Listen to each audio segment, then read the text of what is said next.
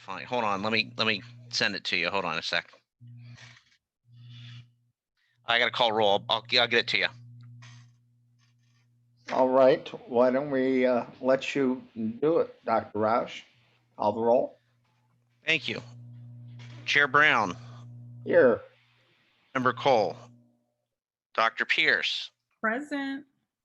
Ms. Beasley.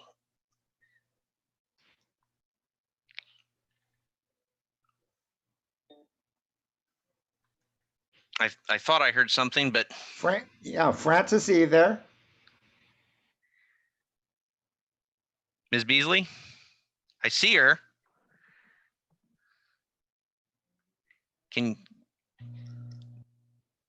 Francis, are you able to hear us?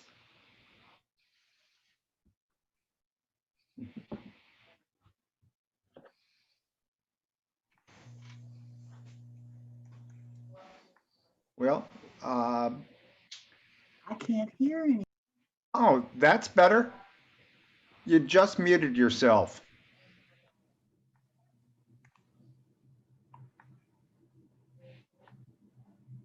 Sounds like her volume might be off. Well, why don't we proceed? We see Ms. Beasley is here. Ms. Klein. Present. Ms. Ellingson. Present. Mr. Holt. Ms. White.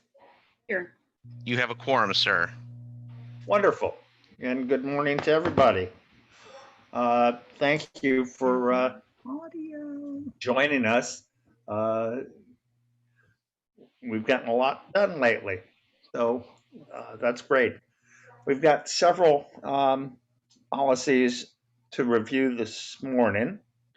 And the first of which is a policy that we want to move quickly so that we can have it in place before the start of the school year. So I'm going to go ahead and, if you want me to go ahead and tee this up, Mr. Chair, I can do so. Great, because I see we have a few guests with us. We do. We have Dr. Klein, our chief of accountability. We also have Elise Clark, our director of curriculum, and Mr. Kenton Lee, who is our director of secondary curriculum. And so, I'm going to just go ahead and give a real brief overview, and then I'll go ahead and turn it over to our team. So really quickly, this is a grading policy that is a Columbus City Schools policy. This is not a Neola policy. There are several changes made to this particular draft. First is it does delete the interim report. That was something that came out in the collective bargaining agreement with CEA. So we deleted that particular language. We eliminate the quality point calculation. This is something that was put into place a few years ago. It confuses a number of folks. We also have to do a calculation outside of our student information system. So the other benefit is that it'll allow parents to see their students' actual grades in real time, because the quality points, because it has to be done outside of the student information system, doesn't necessarily reflect what that final grade is. It provides a grading system that kind of shifts to what I just refer to as semesterization, and our academic team can certainly put it in much more official terms than that. It creates a standard calculation for final course grades, provides some additional time for students to be able to add or drop courses without penalty of grade, while also granting building administrators to waive that penalty at their discretion, and then also requires guidelines for the determination of valedictorian, salutatorian, so that we have consistency in those determinations. And with that, I will go ahead and turn it over to Dr. Klein. Thank you so much, Dr. Roush. Committee members, it's my privilege to share with you this determination of grades. This has actually been a long time coming. Our former Chief Academic Officer, Alicia Gillison, and I were just speaking last week, and she was so happy to hear that semesterization, which is actually going to help many of our students and not hurt any of them, is going to hopefully occur. Semesterization actually allows a student, whether they come in the middle of the year or whether they have been not successful in completing academic standards the first half or the second half of the year, allows a student to recoup that part of their credit by not taking the entire course over again. This can easily be done by a multitude of different methods, sometimes pulling out specific standards and just redoing those for the teacher of record, sometimes through a situation of online learning with additional resources along with their teacher of record's help. There are a multitude of ways that this can happen, and I'm sure Elise Clark will speak to that more eloquently, but I wanted to let you know that was one of the very strong features of this. Another strong feature of this recommended proposed policy change is the time frame in which students have in order to drop or add a course. So we had surveyed our principals about this specifically, and this was actually 2 years ago we did this. We just have not been able to get this policy on. And so with our curriculum team's help in realizing and looking at grades, and especially our freshmen, how they fail out that first semester, our curriculum team had recommended this to us to go with semesterization. And so in doing that, we also wanted to look at the add drop time frame and extend that. This way, a student has a chance to not get penalized if in fact they decide to drop a course. And so that was another strong feature of this particular policy revision. And Elise and Kinney are on to speak to the quarter grades as far as the percentiles and as far as our assessment, which is a little bit different than what we used to call as a final exam. So I'm going to let Elise Clark start. Elise, can you go ahead, please?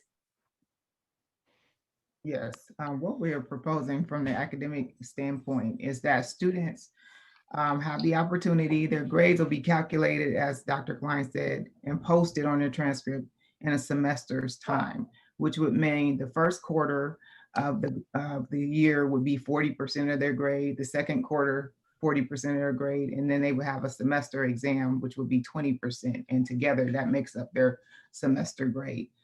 Each grading period, whatever happens in terms of your GPA, that remains consistent, but that semester exam just allows students to be able to demonstrate mastery.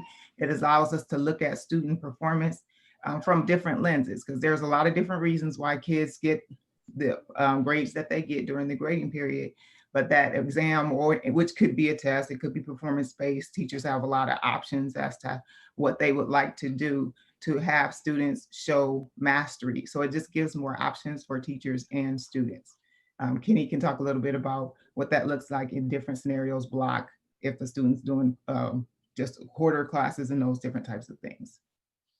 Yeah, so one of the things in the in the proposal is we tried to capture all of the different course options that are out there at our secondary level.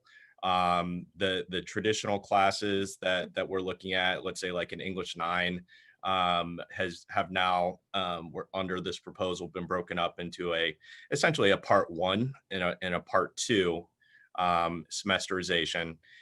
There are some courses, for example, some compacted math courses where students essentially take 2 classes within a semester. A student would then earn half credit after the first quarter, and then another credit after the second quarter because it's blocked. And so we took into account some of those classes, some of the other classes that are out there. Some of the course credits like PE are still 0.25 high school credits, but it's still going to be calculated in the same way. They just would not earn 0.5, but that is not a change in terms of the weight of the credit. There are still some courses that will not offer high school credit, particularly in middle school. They won't have a final exam administered at the end. I know that there are some middle school students who take high school classes, though, for example, in foreign language and math. Those students will still have to take an exam. Again, that isn't really a change. And so there will still be at the middle school level some year-long, some semester classes, and also some quarter classes, but those are not high school credit bearing. And I think that's a summary of all of the different scenarios that we looked at.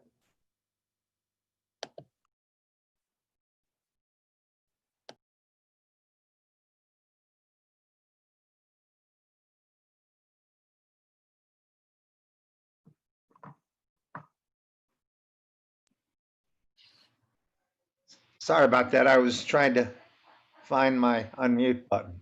Mr. Lee, could you also speak to the semester assessment versus what we used to call a final exam and the liberties that the teachers have? Yeah, so we really looked at the term exam, and I think for a lot of teachers and a lot of administrators, and maybe even some members of the committee, the exam, your mind immediately jumps to a multiple choice test, and depending on when you were in school, it could have been like the number 2 pencil fill-in, it could have been the Scantron, but we wanted to make sure that we use the term assessment to give teachers the flexibility to assess their students based on the type of class, type of content, the type of skills that they ask their students to learn and to master. And so we carefully chose the word assessment in the language of this policy. Long-term goal, and right now we have a learning platform called Mastery Connect, which has over 114,000 test items that teachers can pull from to generate assessments, and not just the end of semester assessments. They can use this platform to create formative assessments that can do checks throughout the course of the first semester part of the class or the second semester part of the class. The curriculum department will look at creating common assessments that are aligned to the 1,500 Ohio state test questions that's contained within Mastery Connect. And the goal is to use these common assessments so that we can get an idea of how our students could perform at the end of the first semester, so that when they take in a normal year, let's say, so when they take that end of year OST, that we have an idea of how they're going to do, at least within that first part, the first semester standards, we have an idea of how they're going to do. So that way, when they take the test in March or April, that we know what they're good at, and we also know what we need to support them on in terms of standards. So that semester assessment, aligned to the OST, aligned to content, aligned to skills, will give teachers and administrators a very clear data snapshot of how their students are going to perform in various environments.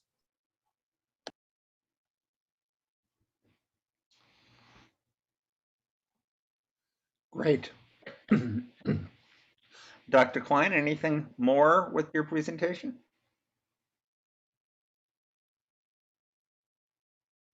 The Dr. one Klein, thing that- there we go.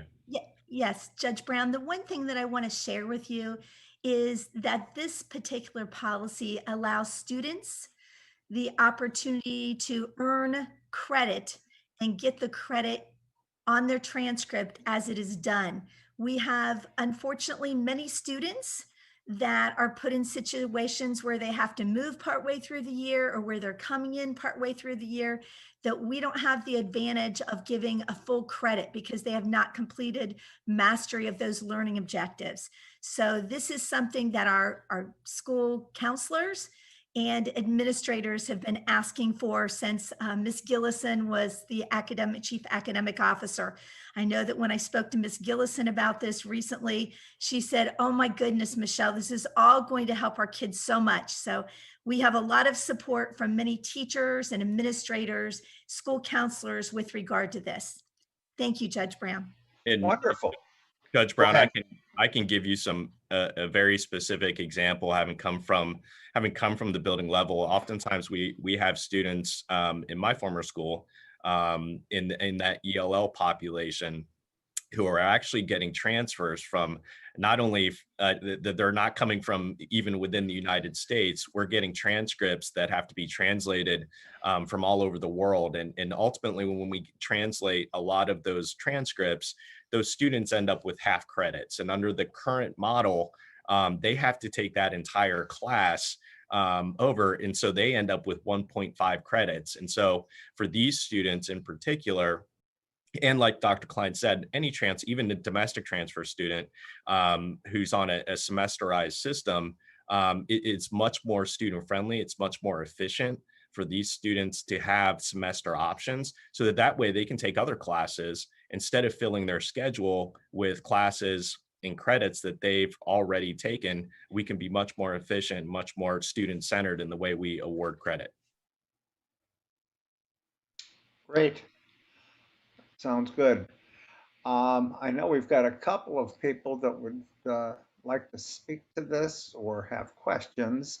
Phil Hayes has asked to speak to it. Phil?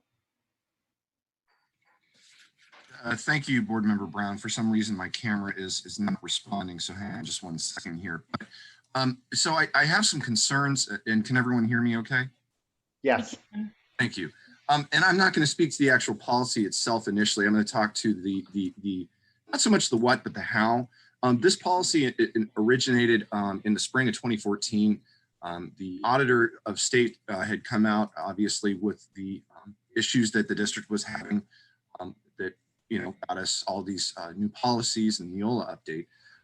There was no standards of grading across the district.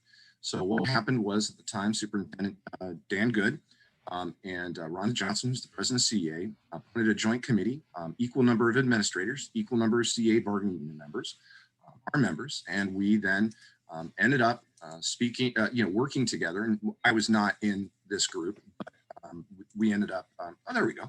So they ended up working together and coming up with a solution and a suggestion to the board, which is adopted as the whole policy that you see in front of you. Okay. And what Michelle Klein said about the quality points, no one else using it, she's absolutely right. There were some midstream changes that needed to be made to the policy when Alicia Gillison was the chief academic officer at the time. I believe that would have been 2015, perhaps 2016. The committee was reconvened, perhaps in a smaller role, equal members on either side, came up with the solutions that was accepted, then it was changed. So my first concern is with this, with the changes to the policy. And again, this is about the how and not the what. There's been no collaboration on this. This impacts, thousands of students. It impacts thousands of our members and in the middle and the high schools. There has been no discussion with the association about changing this policy. And I got to say that my concern is that, what Dr. Klein said is true. And I think Kenny Lee said this as well. We did talk about semesterization a number of years ago. And it was within the context of what Kenny said, which was the ELL students, students coming from out of state, perhaps out of district, coming in with from a district or a out of state or out of country that would grant a portion of an entire credit. And like they said, that student would be then forced to endure an entire year of the same course and graduate with 1.5 credits in the subject area, while only needing a half to get the 1.0 for whatever our state's graduation requirements are. So that makes sense. There was never any discussion of extending this to freshmen. I see severe operational issues with this that need to be thought through. And I'm not saying this is not a good idea. I'm also concerned about the semester assessment. And this is testing. This is a citywide testing. And I like the idea of having a bank of 114,000 items to choose from to assess. Our members will tell you that their homegrown short cycle assessments are the ones that they favor the most, and they are the ones that they get the most, the best formative data from their students. To have an additional resource like this is wonderful.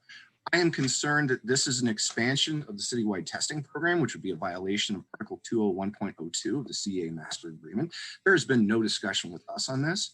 I think that, the time is good to make changes. I know that we don't want to change the rules midstream. Alicia Gillison has always as Chief Academic Officer, has always been very strongly in favor of not doing that, changing the rules midstream. I know that Michelle has carried that torch as well. I know that time is critical, but I really think that any changes, these are seriously severe changes to the policy, there needs to be buy-in from our members. And I know it was said that there was a lot of support from many teachers and counselors. I'm not aware of any discussions or any presentations with the association of this proposed policy until I saw this on the website. So in conclusion, I'm going to say that there are things that we can make better in this policy. I am not the person to go and say, this is good and this is bad. Let's focus on the how so we can get the what done in time for our kids when they come back. But the current proposed policy, as it is shown right here, lacks complete input, lacks collaboration. There are many questions, many operational issues that I foresee being an issue that would be getting into the weeds to address here. Thank you. Thank you, Phil. Let me at least start off with my first thoughts and then hear from any of our administrators if they've got some thoughts. But I'm not sure that it's within the purview of this committee to deal with the process per se. And whether there has or has not been collaboration. I'm not sure that's something that that's our role. To a great extent, I think our focus needs to be on the substance, and certainly there are legitimate questions about whether it's ready for us to consider. But and certainly I appreciate your speaking up and presenting that, but I'm not, other than the I guess the specific substantive items, I'm not sure what we can do here. And it doesn't mean that that I'm trying to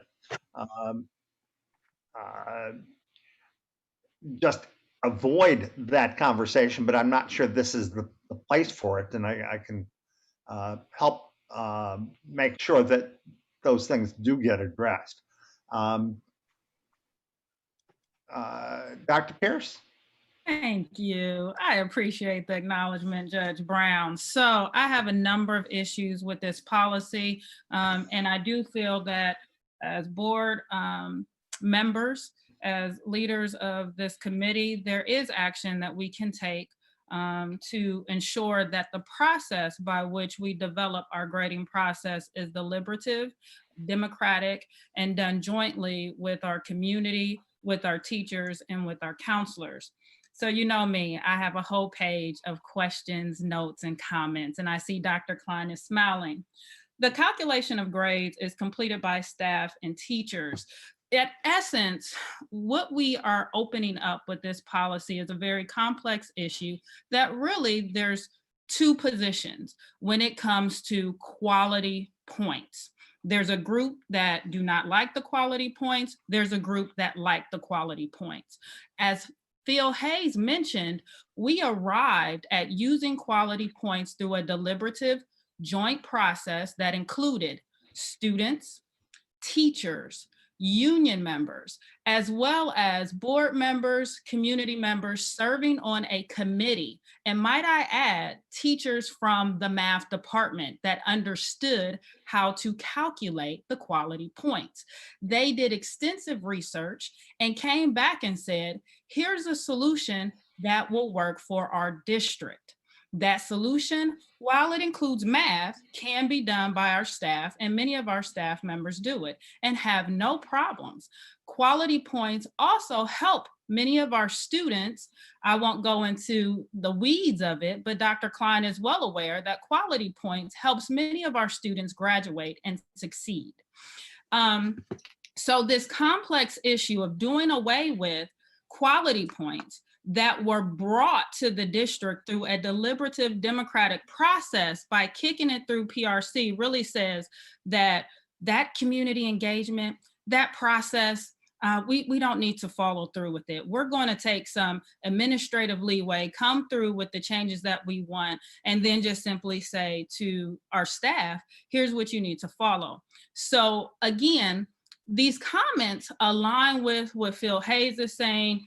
The process for how we arrive at this policy is extremely important, especially given that we're dealing with COVID-19.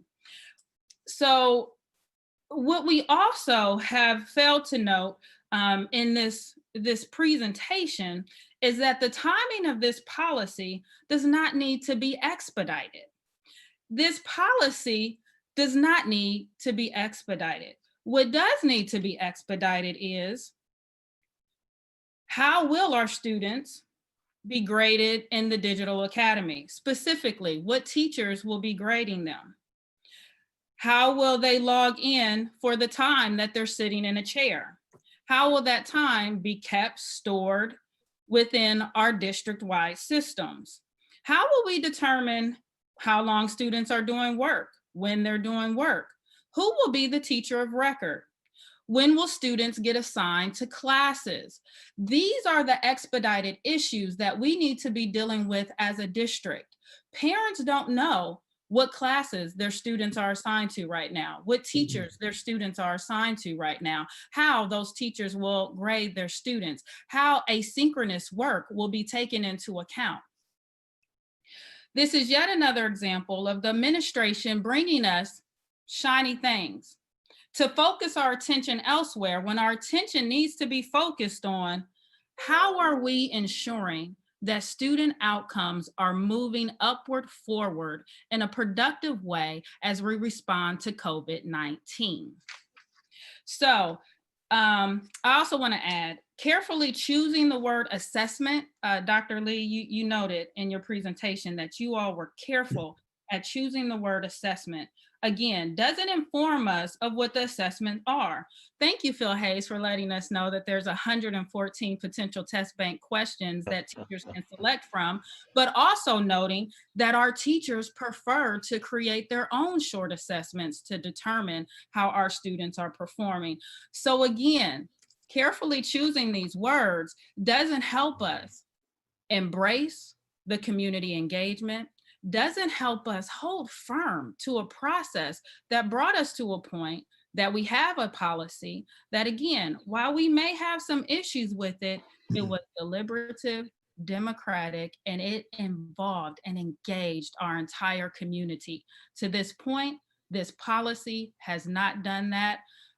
Judge Brown, I would like to offer the recommendation that we do not move forward with this policy, that we in fact establish a joint committee, again, made up of community members, union members, teachers, students, and counselors to do the just diligence with this policy.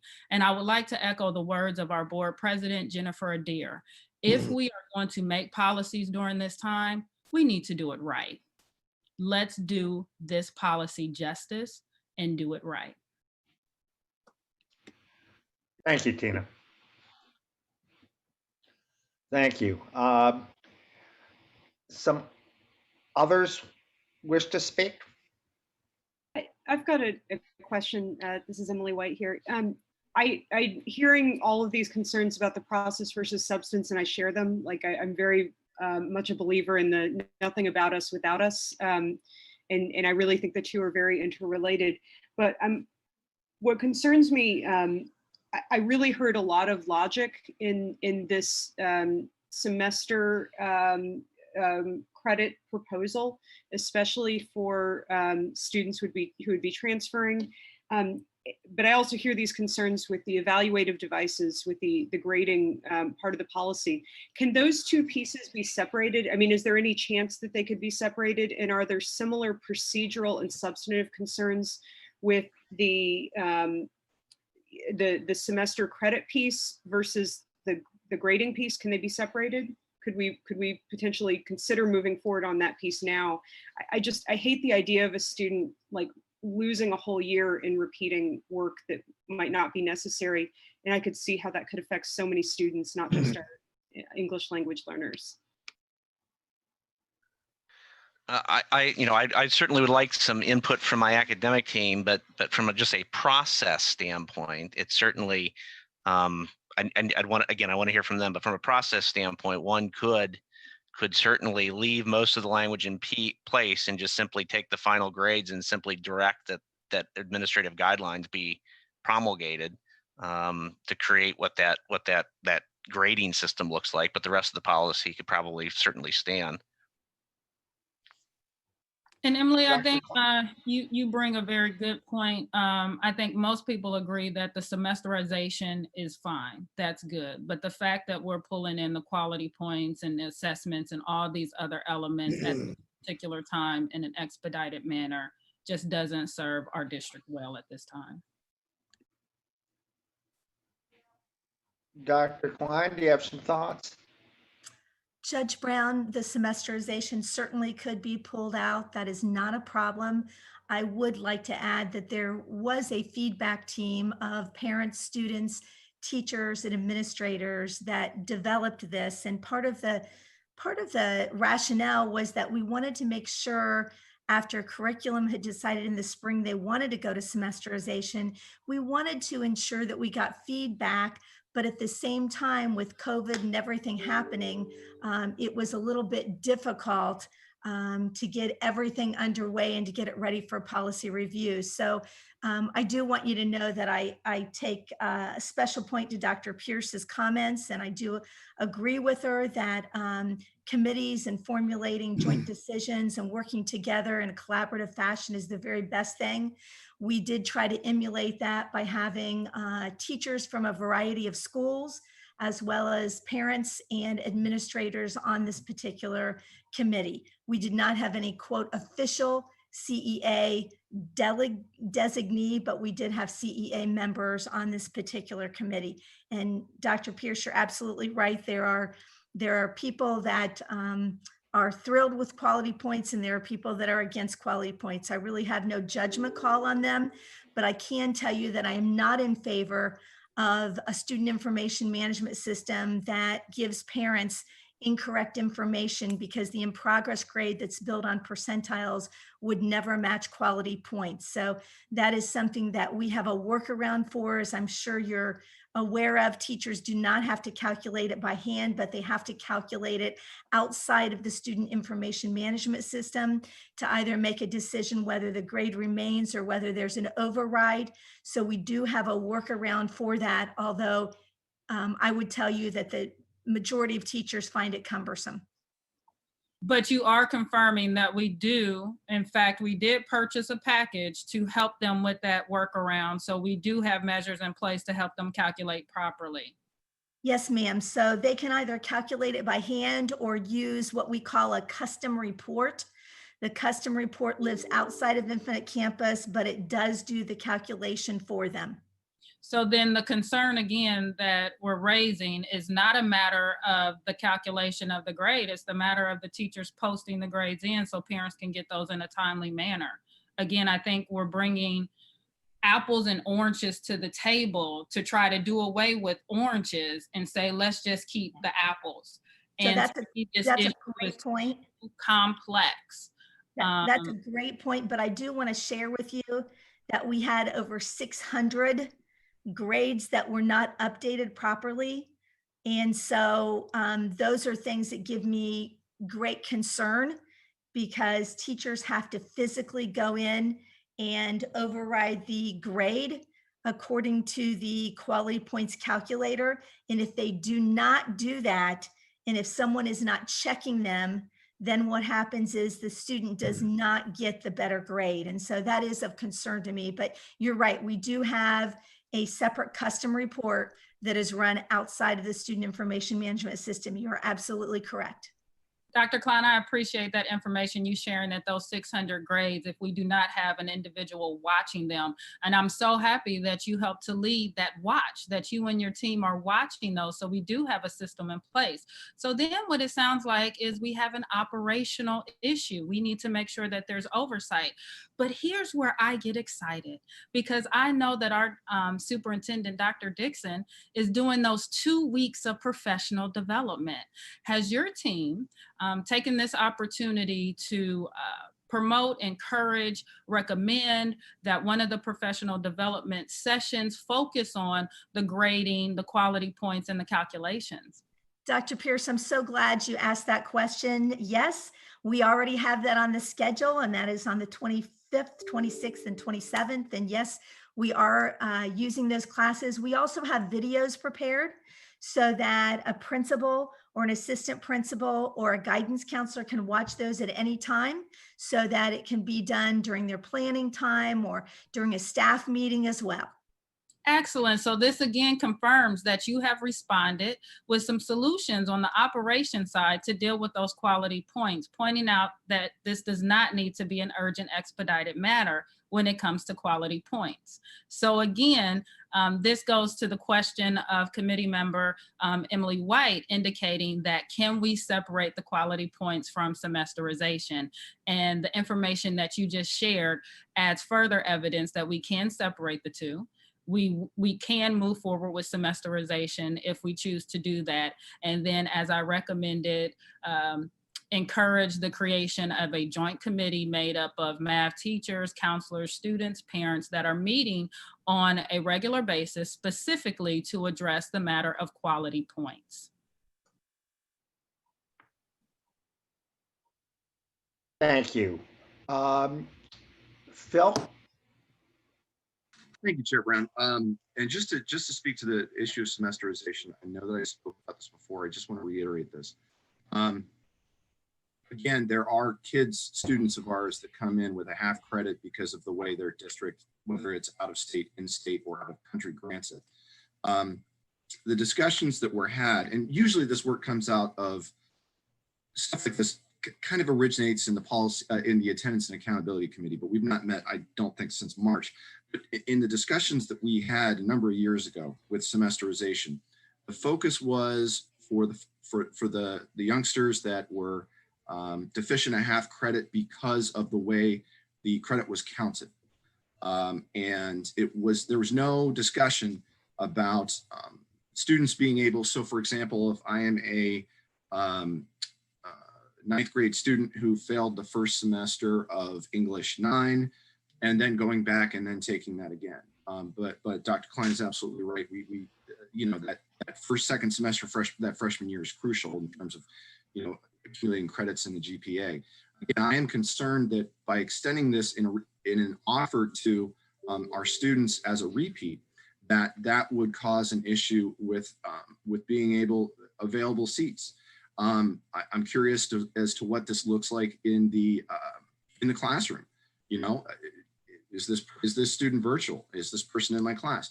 They of course count towards my roster, and I'm just a little concerned with the extension of this to those students who currently are served in terms of regaining credits through VCAP, whether it's in the olden days on the site or during the school day or after the school day, or other students also utilize summer school to recap to improve their grade for the course.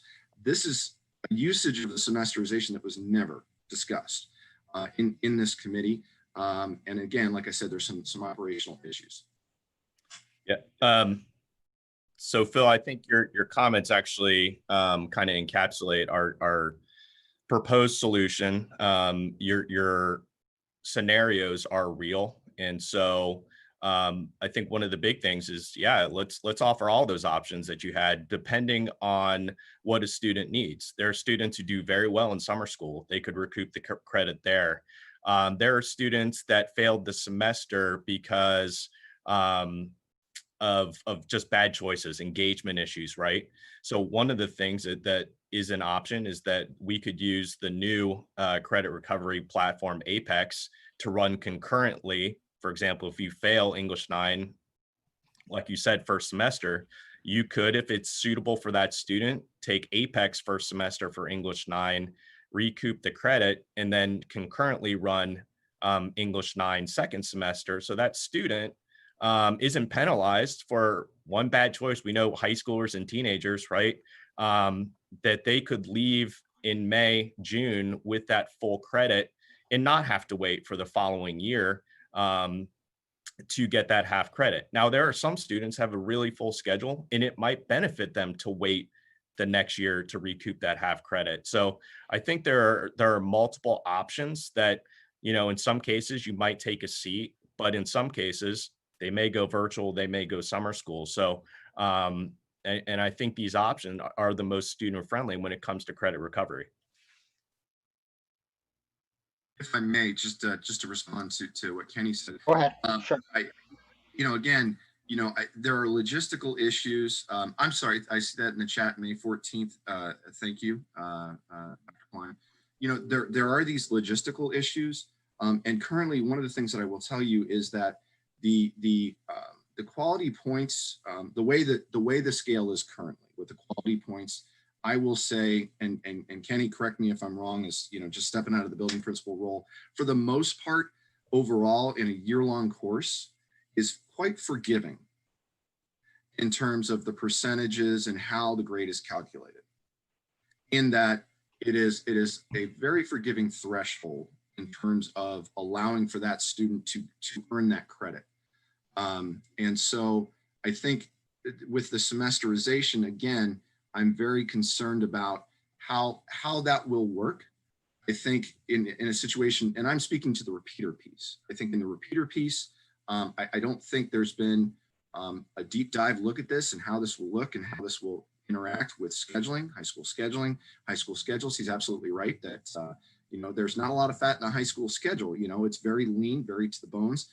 Many of our students don't have study halls. So they don't have in fact, I'm not aware of many, if any, they don't have that flexibility to be able to do something within the school day that normally having a study hall they would. But no system is going to be perfect. But especially when it comes to the scheduling piece, making the master schedule in a high school is like pushing molasses uphill in Antarctica during the middle of the winter. It is probably one of the hardest things, and Kenny can attest to this, that you will ever do. And it is tough to get it right, get it scheduled, to get our folks where they need to be, our students to have the right balance of courses and balance what they need with what we're able to offer based on who we have in our buildings and how their time is split. I'm just concerned that this is going to throw a wrench into the works when we open it up to the repeaters who already have additional methods at their disposal, such as VCAP, such as summer school, to recoup these credits and improve their grades, and an overall forgiving point scale with quality points. Thank you.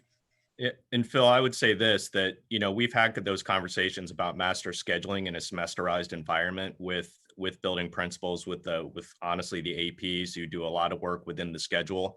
You're going to have an English 9 first semester or second semester at the start of the year, because homeschools especially are going to have transfer students that, in those examples that we talked about, transfers, they're going to have an English 9 first semester credit, but they're not going to have a second semester credit. And so again, to expedite and to support both the repeaters and the transfer students, there are going to have to be some tweaks to the master schedule. I don't think, in talking to those administrators, there were any major barriers or things that we can't do this. It just takes a paradigm shift from going from year-long classes to semesters. And Kenny, I apologize for jumping in like this, but I'm still going to do it. Absolutely right. It is a shift of doing things. And it's good that they're having conversations with administrators about this issue. What I will simply say, though, is that, there's been no conversation with us, not to say that we're saying to approve it, but we can ask, well, have you thought about this? Have you thought about this? What happens when this happens? And I think you kind of merged two examples. You merged, like you said, the homeschool student returning to the traditional school setting to recoup and needing to recoup that half credit. And then you talked about the repeaters. Again, there are already methods that exist for our students who fail these courses to regain the credit, whether it's within the school day, outside the school day, or outside the school year. But again, there may be a lot of issues that you've not seen. Maybe we're wrong, but we've not had the opportunity to have this conversation and kick the tires on the idea of providing the semesterization to the repeaters. This might be the best thing since sliced bread. We just haven't had that conversation yet. Again, it's about the how, not the what, the how.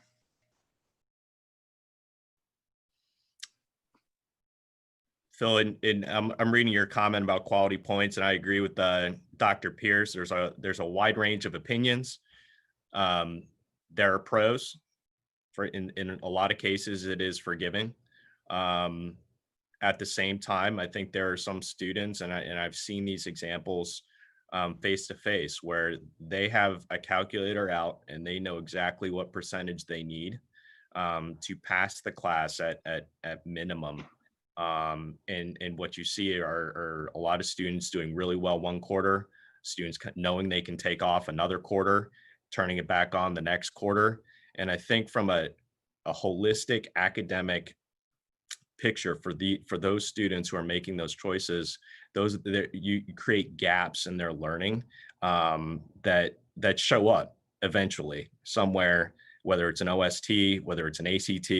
The gaps are created, and that's one of the concerns I saw as a building principal with quality points. Now, at the same time, there are students that were supported by quality points. They were trying their best, and through the quality point system, they earn passing grades. So again, I would agree with everybody's comments. There are pros and cons. Dr. Lee, if I might add, the framing at which we're talking about, students know exactly the percentage that they need, and then they can pull back a little bit. That has to do with the motivation. That has to do with how the building principal is leading that building, how they're encouraging teachers to keep high expectations of our students. That doesn't relate to a process.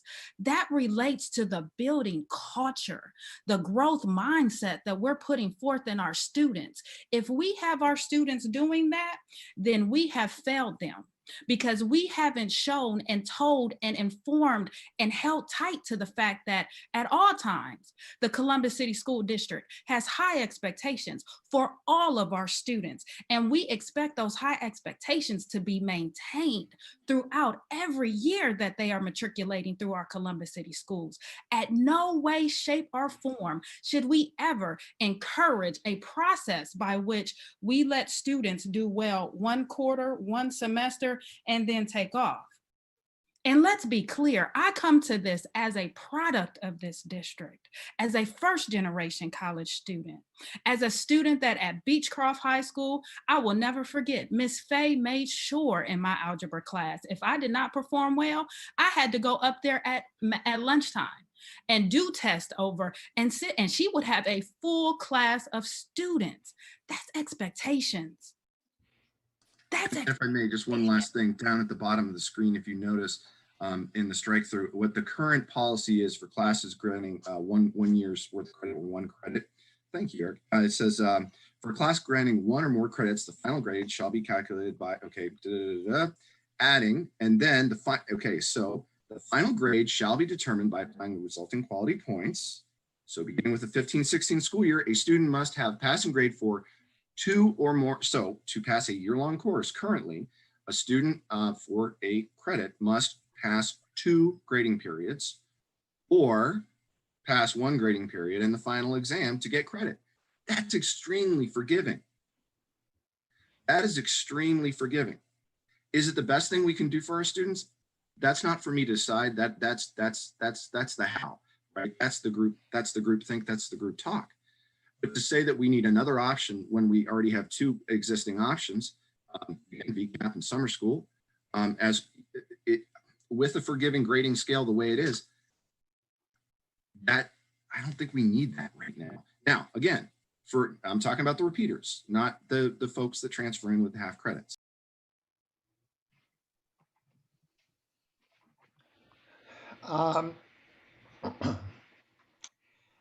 Any of our administrators, Dr. Rausch or Dr. Klein, have some thoughts on where we go from here?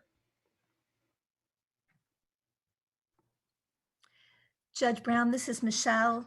I'd just like to say that when curriculum brought this and when we started talking about it, I do think that the collaborative committee approach is the best thing in the world to do. I think it gets all opinions, but I can tell you between educators and administrators and parents, There are definitely pros and cons about quality points, and Phil's point that it helps the lower end kids is absolutely correct. We also have examples from Centennial math teacher Leanne Rubadoo and Stephanie Porta, where it actually hurts some of the higher level kids.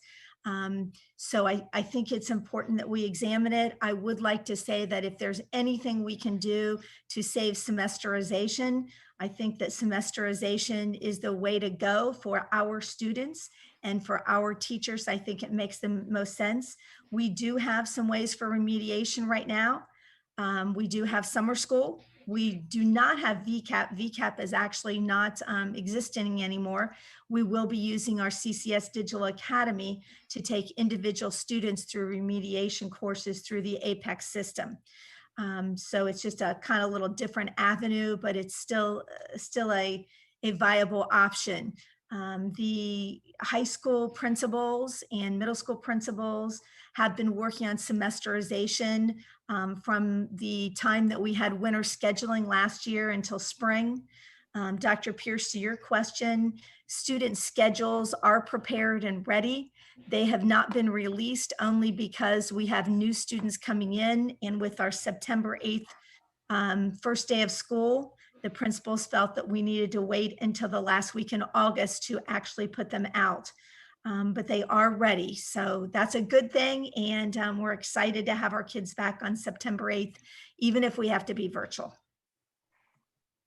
If I may, just one last thing. I'm concerned about the idea of semesterization as it pertains to repeating a course to gain credit for that course, especially with the advent of the new remote learning that we'll be doing come the first week in September when we come back from Labor Day. I know there's been a lot of discussions and talk and concern at the board level among my colleagues as well, and in the community about the engagement of our students and being able to truly participate in the asynchronous versus the synchronous learning and the rigor and relevance and importance of the work that they'll be doing. I'm concerned by adding the semesterization that we will create a scheduling issue, potential conflicts with the master agreement. And quite frankly, is this providing the rigor that we need for our students in terms of giving them the option to repeat a semester? Because as Dr. Pierce said, they may not have made the right choice, and it speaks to motivation. Again, nothing's perfect, but this is, while you guys may have been working with your high school principals since winter break on semesterization, this is the first that we've heard of semesterization within the context of repeating. And can I add, this is the first that I've heard of us moving away from the VCAP and moving to the Digital Academy and APEX. I have additional questions. How is that going to affect our athletes? How is that going to affect students applying to various universities, naming my favorite, The Ohio State University, which I graduated from. So that even just brings up additional questions that I have about this policy. Dr. Pierce, that would be a question for curriculum, but I can tell you that from an accountability standpoint, I've checked APEX out. It is NCAA and Ohio High School Athletic Association eligible. Elise?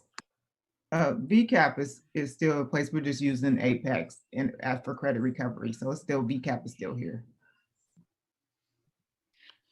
Could I ask a basic question? I mean, would switching to the semester not have a net reduction in the overall number of courses that kids would be taking? I mean, if somebody has the opportunity to just take the semester they need rather than repeating the whole year, wouldn't there be a net reduction overall in how much kids have to take? I mean, I understand that there might be short-term logistical challenges as to which systems absorb those students, but overall, I mean, it just seems like the status quo is not working.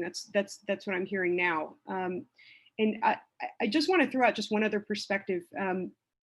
You know, as some of you know, like I recently spent a part of a school year in a foreign country with my child, who was a language learner for that place. And we had the experience of starting in the middle of a semester, not knowing the language, being a language learner, and trying to catch up. And I'll just say that, you know, in math, my daughter was receiving assignments that absolutely didn't match her learning level, and she was pretty disengaged. If she could have had the opportunity to simply jump ahead, have something that met her needs, that would have been a huge advantage to her. But instead, in that legacy system where we were located, she would indeed have had to repeat an entire year, and possibly been disengaged. I just hear so many advantages to the semester system, and I hear absolutely clearly we know some of the disadvantages, even though we don't necessarily know what wrinkles there might be there, and particularly with the remote learning. It makes sense to me also that there is some urgency there for kids who might want to enroll immediately in the course that would meet their needs, without having to commit to a full year of retaking a course. I'm just throwing that out there. One other observation I just wanted to make as well is I'm a parent of an elementary student, so I haven't gotten to this middle school and high school quality point scale thing yet. But I literally, even after reading this carefully and hearing everyone discuss, have no idea what the quality point scale is or how this impacts the grade. And I kind of wonder, as an employer, as and also for kids who go to university, outsiders are using our students' grades to make employment decisions or to make college admission decisions. And if they can't understand what our grading system is measuring, or they have questions about the subjectivity or the application of these point scales, that's going to people might mentally discount what a CCS student's grades mean when they're making those employment decisions or college admissions decisions.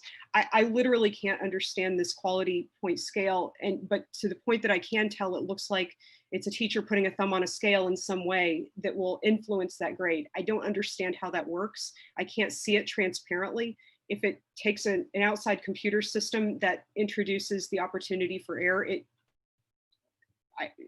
So Emily, if I could just add, so there are a number of colleges and schools that use quality points. So again, the process isn't that. When we talk about the grades that are going into employment decisions and opportunities, what we really have to deal with as a district is, one, are we offering rigorous classes throughout our district? And I'll use my family's experience as an example. Our eldest child went to Columbus Alternative High School and completed an International Baccalaureate degree. You can only get that at COS. Why is that? Why don't we have that spread regionally throughout our district?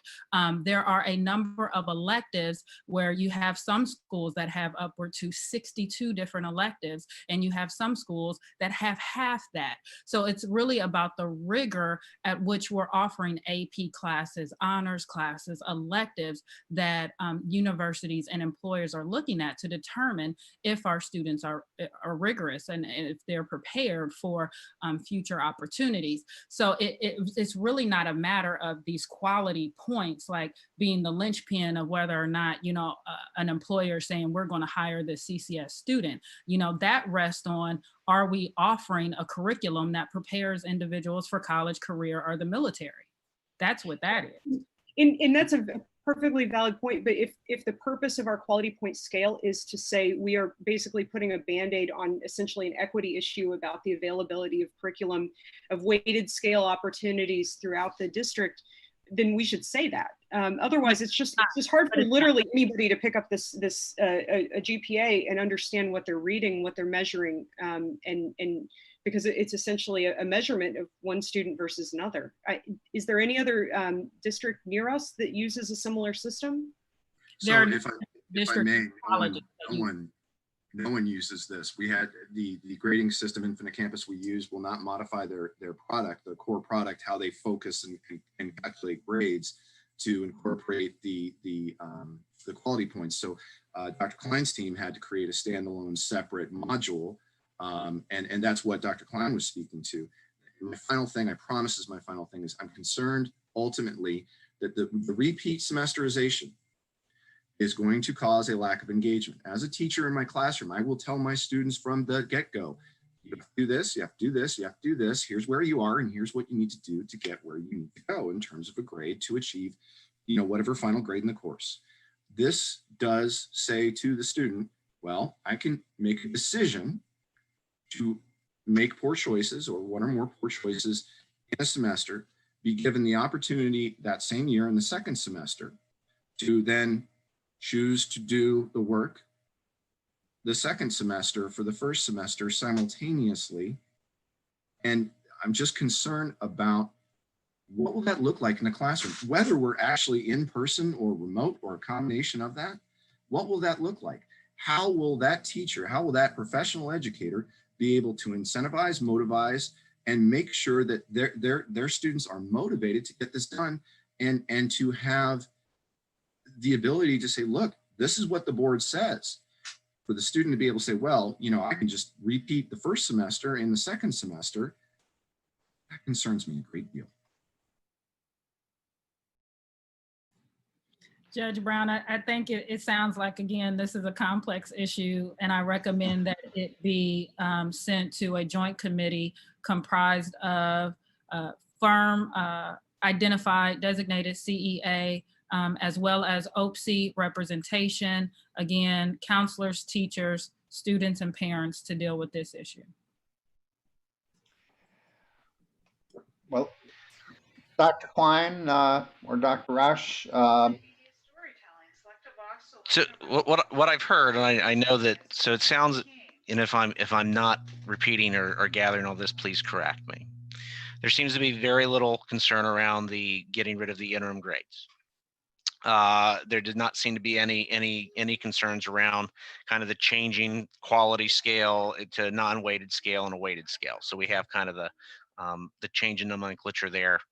And this was a mathematical calculation error. So if folks do the math, they can figure out that there was an oops in the in the original policy when you apply the weight.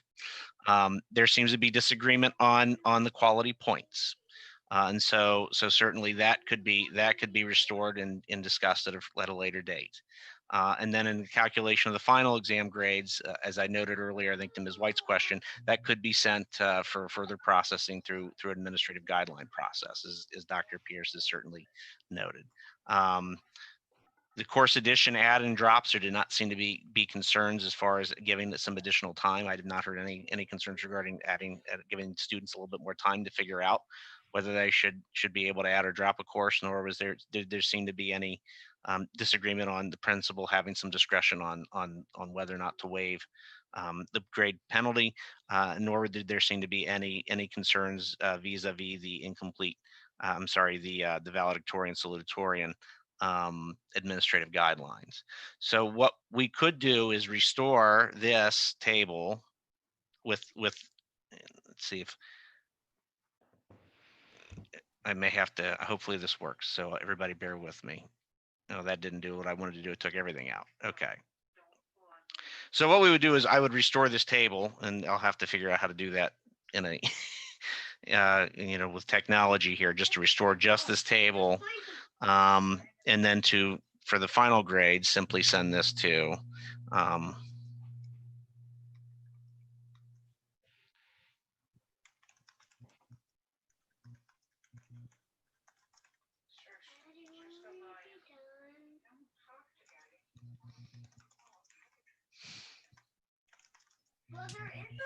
Judge Brown, if I may, Dr. Roush, I absolutely appreciate you going to these lengths to figure out how we can kind of decorate this Christmas tree. Again, this is just showing the complexity of this policy. I've recommended twice that it go to a joint committee. So at this point, I would like to move that we table the entire discussion and review and send this policy to a joint committee to look at it thoroughly with all the elements included, so they can then deliver to us a clean policy. do we have a second for that motion?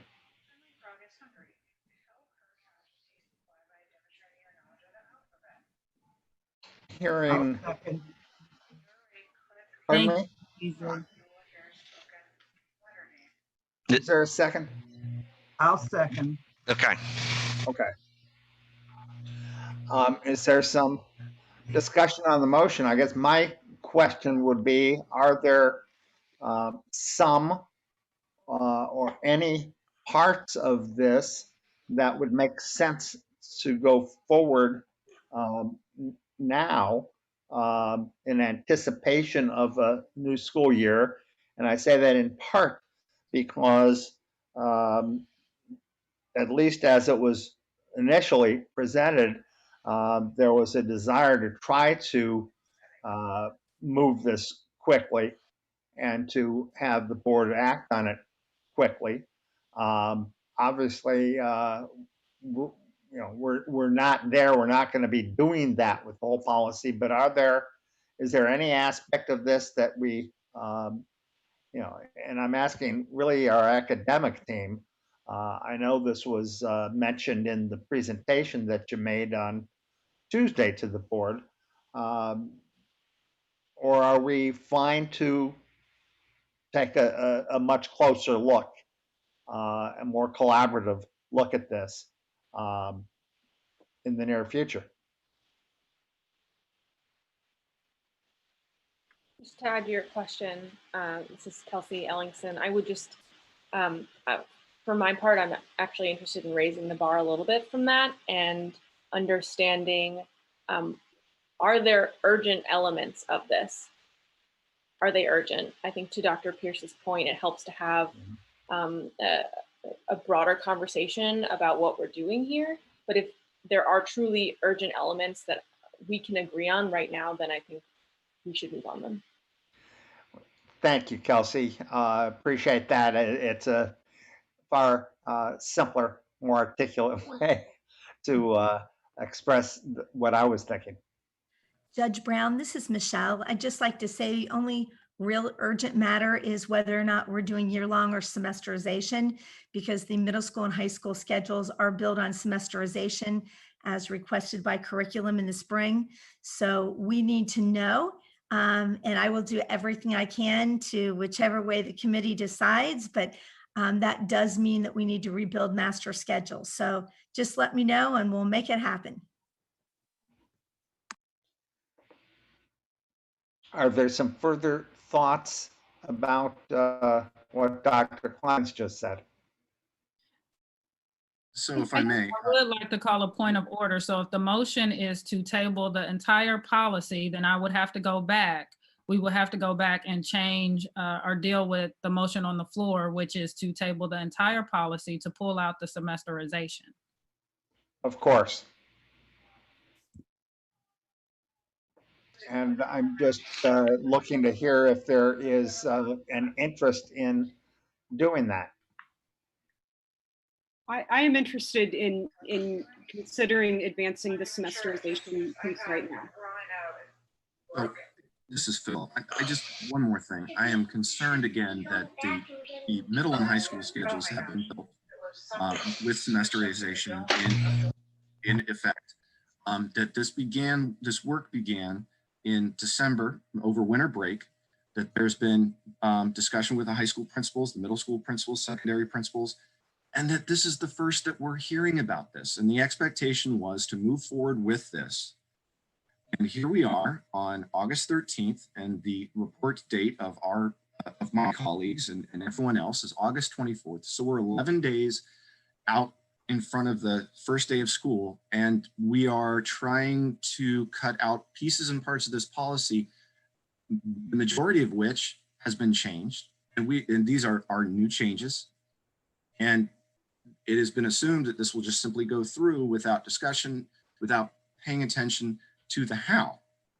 That's what concerns me. It's full steam ahead and darn the torpedoes. And I think we're running into a minefield. I think we're looking at a lot of things that we haven't thought about and that need to be discussed and done the right way for the benefit of our students. We've not had that discussion yet. Thank you.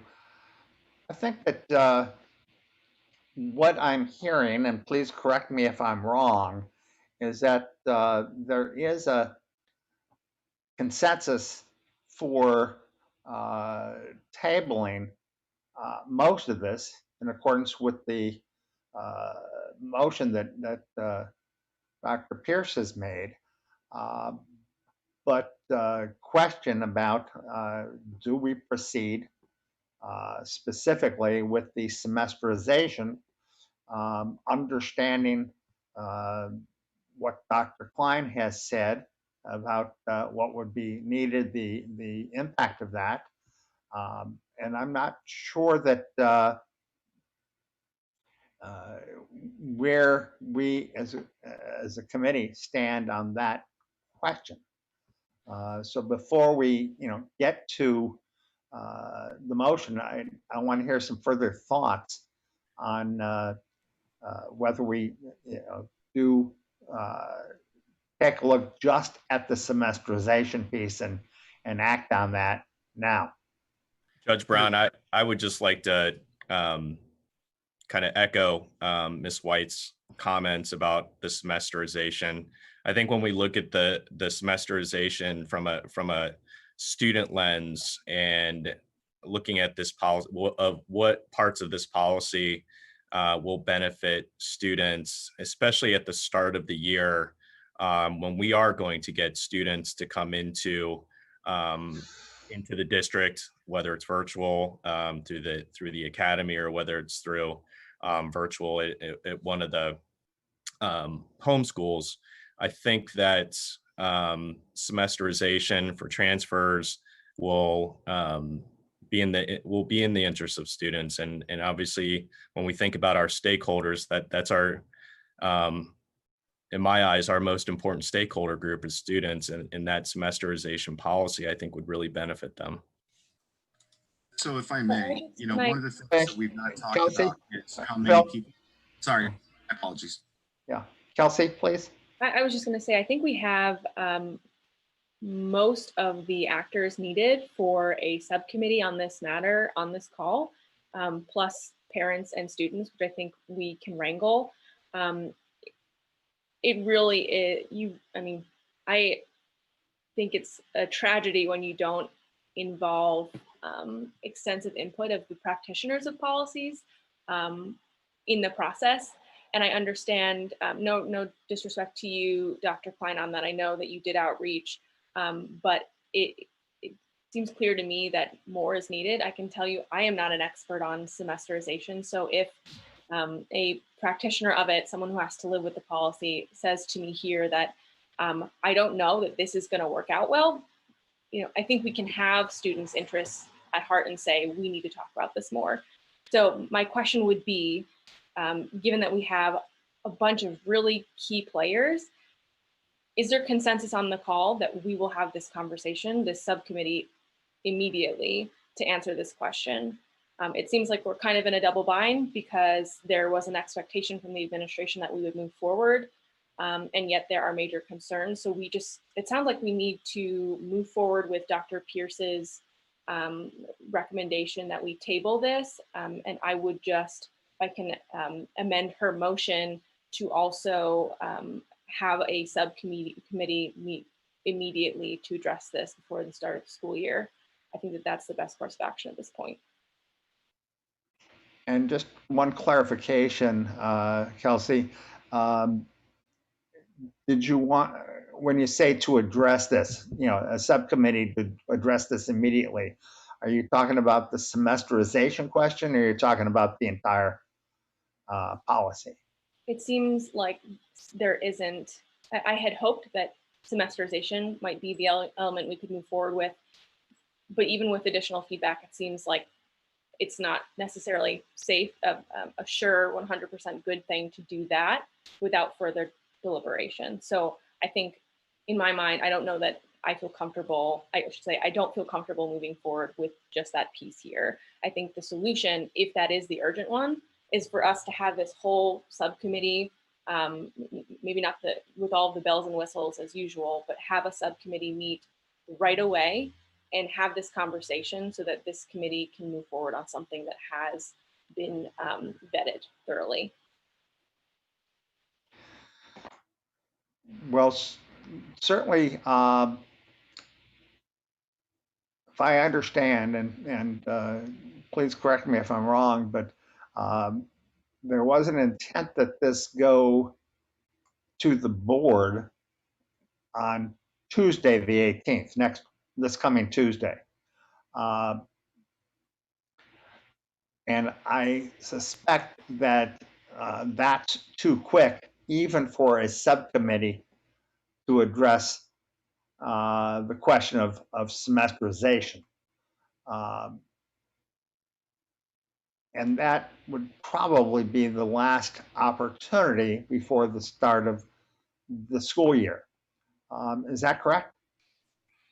That would be correct. I mean, once you get past the meeting on the 18th, you're effectively into the school year. So, in short, if the desire of the committee is to table the policy, I think you bought yourself a year to work on this, because that's essentially the way it is. If we're going to continue to adhere to the not change things midstream. I wish the General Assembly would sometimes follow that same advice. But if we're going to do the change nothing midstream, then I think that certainly you've got a year to figure this out. And it's just going to be, we're going to be where we are. Time is good. I mean, it's certainly you got more time to work on it, but just know that there will be. I don't see how you can kind of proceed without. If you're going to continue to adhere to that. If there's a desire that folks think it's okay to kind of change things midstream, I would not recommend that. I have a feeling that most other folks on the call would not recommend changing things partway through the year. That could happen as well. If I may, I understand that there is, there are grading implications with part of this policy than the semesterization. Is there any reason why, perhaps, let me throw it out there, that it might take longer to work on the grading scale, but prioritizing the semesterization? Is there any reason that if the grading scale weren't changed to the semesterization piece, is there any reason that the semesterization couldn't be looked at, put together and institute for the second semester? So for example, if it is indeed a good idea and a feasible idea to allow ninth grade students who fail the first semester to repeat, we won't know that until second semester, if that makes sense. Would we be missing an opportunity though that might be, this might be one of the few issues where the remote learning actually presents that catch-up opportunity, just sort of built in with the nature of of our virtual academy and our remote learning though. Would we miss that opportunity for some students now? That hopefully, I hope is not going to be something that we're still dealing with in the second semester, but who knows? I think that goes back to the comment that I made earlier, that we know little real details about the digital academy, how students are going into these systems, how students are assigned to classes, how teachers will be grading. There are a lot of uncertainties that still remain, and this is diverting our attention. This policy does not have to be expedited. If there is an issue that arises, the administration can definitely bring that to the board, and the board can take emergency action to ensure that those necessary precautions or measures are taken, just like we did when it came to the grading for quarters 3 and 4, when we had to move online to initially deal with COVID-19. So again, I just want to make a point of order that the motion on the floor is to table the entire policy and to send it to a committee made up of teachers, students, counselors, CEA representation, as well as OPSE representation that can deal with this from a very thorough manner. And that motion has been seconded. Thank you. Dr. Klein? Thank you, Judge Brown. I just wanted to share with the committee my thoughts from an accountability perspective.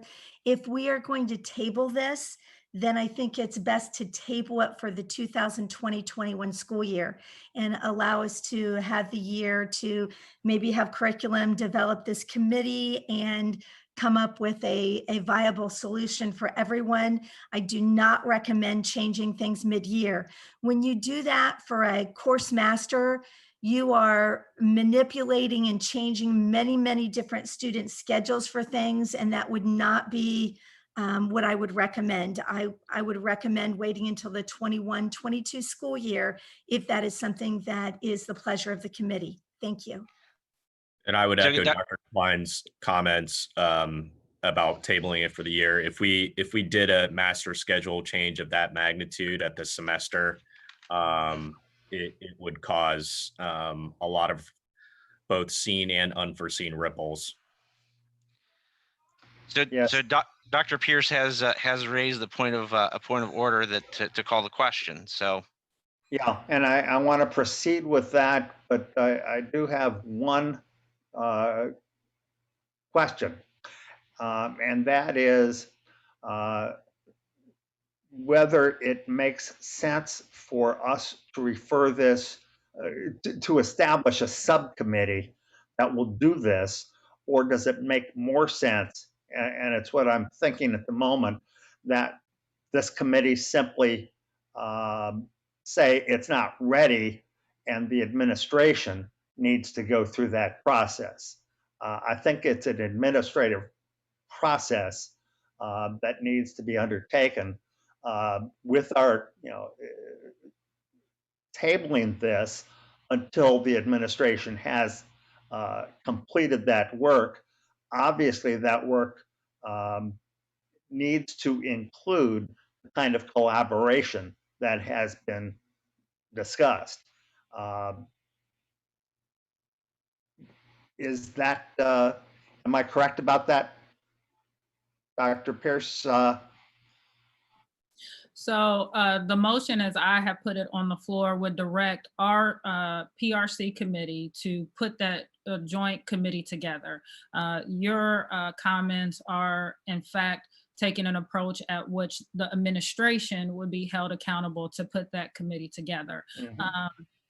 And let me be very clear, I'm making the recommendation that our committee put that committee together. It's very clear that our administration has to deal with some very critical and urgent issues right now. Again, or how are we distributing Chromebooks? Are we distributing those before parents go into these workshops to learn about the Digital Academy? How are teachers of record being assigned? There are some critical issues that the administration needs to deal with. And if we can help them by putting this committee together, to convening the meetings, maybe we can have those meetings quicker than the administration can convene those meetings and really get this policy done in, again, a thorough, deliberative, democratic way and fashion.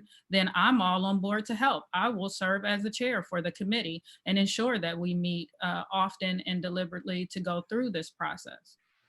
I would only, appreciate the that. only caveat I would give is that the same administrators that are making some of these decisions are the same ones you're going to want at the table to help formulate the policy. So Definitely. Dr. Klein, Dr. Lee, let's get this work done.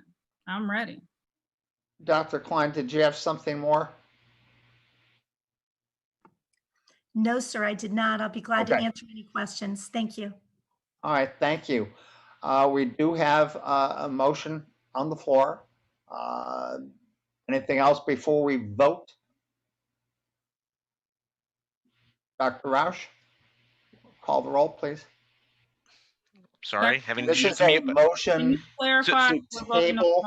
Yeah, this is a motion to table this and refer it to a subcommittee that would proceed with the collaborative effort as quickly as possible, working with administration, union, parents, and more. And I appreciate Dr. Pierce's offer to chair that subcommittee. I believe That's the students were a motion. part of. I believe students were a part of Dr. Pierce's original. Students as well, yes. All right. Are we ready to vote? Roll call, please. Chair Brown, Yes. Dr. Pierce, Yes. Ms. Beasley,